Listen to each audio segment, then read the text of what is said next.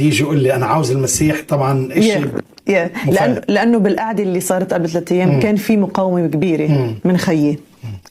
قلت له انا بدي يصير، يعني بدي يصير مسيحي، بس شو فيني اعمل؟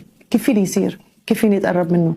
فبتذكر كانت البساطه بالصلاه عملت something فيني مش طبيعي. البساطه اني كيف اتقرب لله، فيش داعي انا امشي بخطوات معينه حتى اقدر اقبله او حتى اقدر اتقرب له.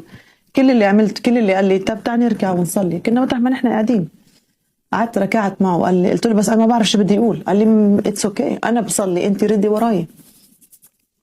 فبتذكر هو قاعد يصلي وانا رد وراه وما فيني اشرح لك شو،